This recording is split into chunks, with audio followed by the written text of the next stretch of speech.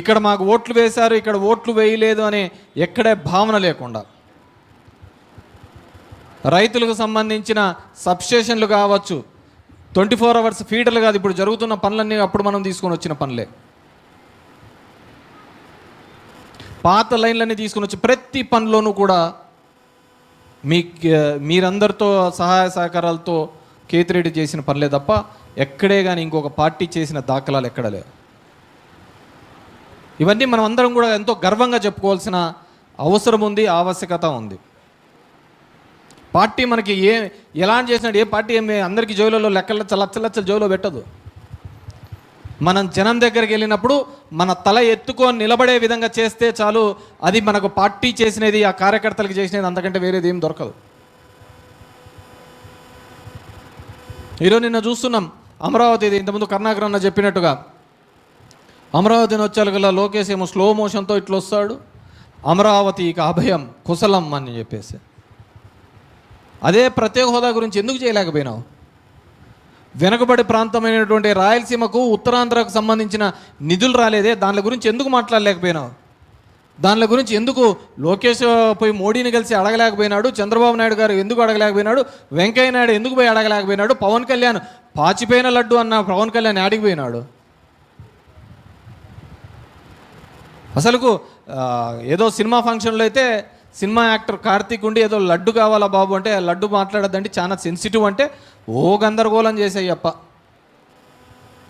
మరి పాచిపోయిన లడ్లనే దేవుడు.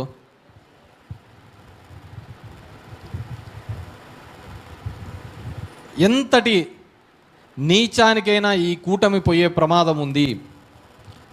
వైఎస్ఆర్ కాంగ్రెస్ పార్టీ కార్యకర్తలు, నాయకులు అప్రమత్తం లేకపోతే ఎంతటికైనా దిగజారే పరిస్థితి ఉంది.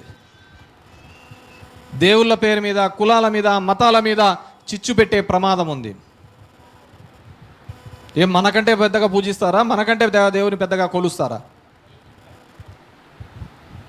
మేము దేవుళ్ళని నమ్మితే నువ్వు అమ్ముతావు అంతే. మేము ఊరు బాగుండాలి, అందరం బాగుండాలని దేవుని ప్రార్థిస్తే మాకు ఓట్లు ఎట్లా రావాలి అని దానిని ఏ విధంగా చీల్చాలని చెప్పేసి. రాముడు, కృష్ణుడు, వెంకటేశ్వర స్వామి ఇట్లా ఎంతమంది దేవతలు ఉన్నారు, ఎంత ఇంపార్టెంటో మా ఊర్లో ఉన్న మారెమ్మ అంతే ఇంపార్టెంటే, మా ఊర్లో ఉన్న చౌడమ్మ అంతే ఇంపార్టెంట్, మా ఊర్లో ఉన్న గంగమ్మ అంతే ఇంపార్టెంట్, మా ఊర్లో ఉన్న పెద్దమ్మ కూడా అంతేగా కొలుస్తాం మేము. మా ఊరికి ఏ కష్టం వచ్చినా ఆ గంగమ్మ దగ్గర పోయి ఏదైనా చేస్తేనే మా ఊరి కష్టం తీరుతుందని నమ్ముతాం. ఇది భారతదేశంలో ఉన్న సంస్కృతిలో, భారతదేశంలో ఉన్న కల్చర్లో ఇది ఒక భాగం. దాన్ని కూడా నువ్వు రాజకీయాలకు వాడుకుంటా అంటే మీరొక్కరే దేశభక్తులు, మేమంతా దేశద్రోహులు అన్నట్టుగా దేశాన్ని అమ్మకాలు పెట్టినారు వాళ్ళు. మీరు కూటమి ప్రభుత్వం దేశాన్ని అమ్మకాన్ని పెట్టినారు. ఏందో అమరావతి అమరావతి అమరావతి అంటారు. హైదరాబాద్లో ఐఎంజీ స్కామ్లో ఢిల్లీ రావు ప్రభుత్వం అయిపోయిన తర్వాత ఢిల్లీ రావు అనే వ్యక్తికి ఈయన రాసిచ్చినాడు చంద్రబాబు నాయుడు. ఢిల్లీ రావు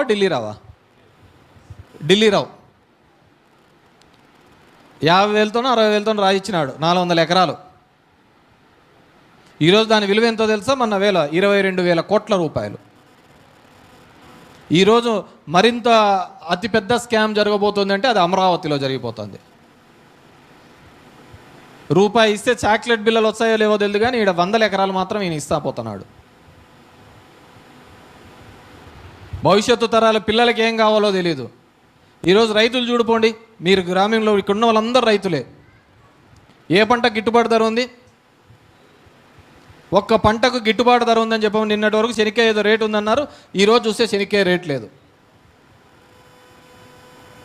మాట్లాడాల్సిన అచ్చెన్నాయుడు అయితే జగన్మోహన్ రెడ్డి గన్ను తీసి కాల్చల్లా అంటాడు.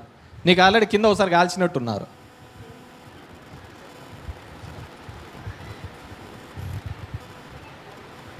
ఎవరు పట్టించుకుంటున్నారు? గ్రామాల్లో జరగాల్సిన ఉపాధి హామీ పనులు ఎక్కడికి పోతున్నాయి? ఈ 2-2.5 సంవత్సరాలకు ఎందుకు జరగటం లేదు? రైతు అనేవాడు, రైతు కూలీ అనేవాళ్ళు ఏ విధంగా బతుకుతున్నారు? రైతు రాజు అనే కాలాలు పోయినాయి. రైతు అతని వ్యక్తి బతుకుంటే చాలు, రైతుగా చెప్పుకుంటే చాలు అనే పద్ధతికి ఉన్నారు. అంత దౌర్భాగ్యమైన పరిస్థితుల్లో ఈరోజు వ్యవసాయం ఉంది. గ్రామీణ ప్రాంతం అంతా అల్లాడిల్లుతుంది. ఈయన ఎంతో కబుర్లు చెప్తాడు. 75 సంవత్సరాల స్వతంత్ర భారతంలో ఇంకా తాగునీళ్ళు లేక ఇబ్బంది పడుతున్న గ్రామాలు ఎన్నో ఉన్నాయి. ఇది 75 సంవత్సరాల స్వతంత్ర భారతంలో కావాల్సింది. ఇప్పటికి 3 పండుగలకు 3 సార్లు ఓపెన్ చేసినాడు చంద్రబాబు నాయుడు. ఓసారి ఉగాదికి, ఇంతకుముందు ఇంటి పండగ అని చెప్పేసి ఒక్క ఇండ్లు కూడా మంజూరు చేయకుండా ఇన్ని ఇండ్లు ఓపెన్ చేసినాడంటే చాలా గొప్ప నాయకుడు అతను. ఒక్క ఇండ్లు ఓపెన్ చేయకుండా కట్టించిన ప్రతి ఇండ్లు మందే, పడిన ఇటుక ప్రతి ఒక్కటి కూడా వైఎస్ఆర్ కాంగ్రెస్ పార్టీ అధికారంలో ఉన్నప్పుడే. ఇప్పుడు లాస్ట్లో వచ్చి పాలసీ వేసి చేస్తాడు. నేను ఏడో చూసా, ఒక ఆమె వచ్చి పాపం ఇంటి ఓపెనింగ్కి పోతానే చంద్రబాబు నాయుడిని వచ్చి ఆమె సార్ సార్ సార్ సార్ అని చెప్పి అప్లికేషన్ ఏమ్మా అంటాడు. సార్ కొడుకు ఉద్యోగం వాళ్ళ సార్ ఏం చదివినాడు, డిగ్రీ అని. ఇమ్మీడియట్గా కలెక్టర్ కమ్ హియర్, తీసుకో ఆటో తెచ్చి వానికి అంటాడు. అన్నిటికీ ఒకటే మందేనా? అతను చదివిన చదువు ఏంది, డిగ్రీ చదివి ఉద్యోగం కావాలంటే ఆటో తీపిచ్చారంటావు. మళ్ళీ ఏమాత్రం ఎక్స్ప్రెషన్లో తక్కువ ఉండదు, ఏమాత్రం ఉండదు. ప్రతిదీ నేనే కనిపెట్టినాను. నిన్న మొన్న కూడా గ్యాస్తో వండుకోవడం కూడా అతనే కనిపెట్టినాడు అంటాడు.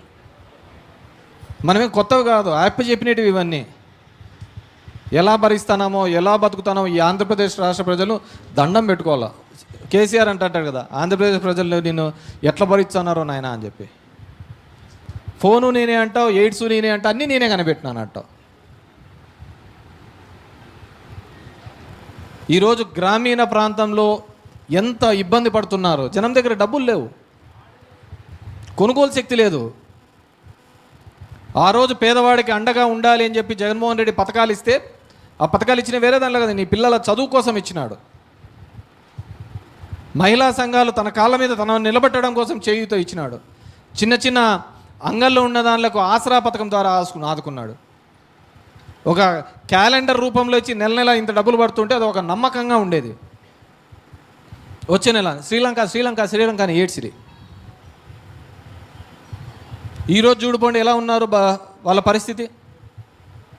ఎంత ఇబ్బందికరమైన పరిస్థితులలో వాళ్ళు ఉన్నారో చూడండి. ఎంత ఇబ్బంది అంటే అంత ఇబ్బందికరమైన పరిస్థితులు. కొనుగోలు శక్తి లేదు.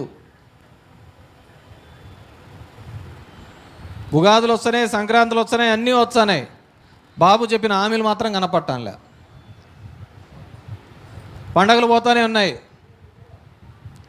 ఏమంటే సూపర్ 6 సూపర్ హిట్. మనది మంచి ప్రభుత్వం. ఎవరు చెప్పాల మంచి ప్రభుత్వం? జనాలు చెప్పాలా. మనకు మనం అనుకుంటా అంటే సరిపోతా అంటే అది మంచి ప్రభుత్వం అని చెప్పేసి.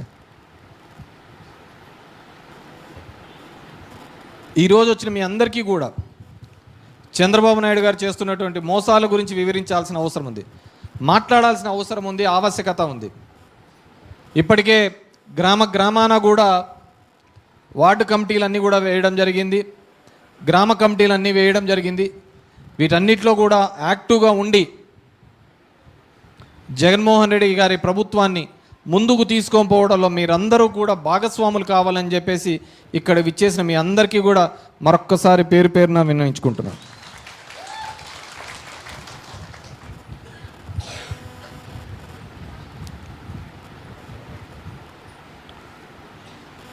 ఎందుకంటే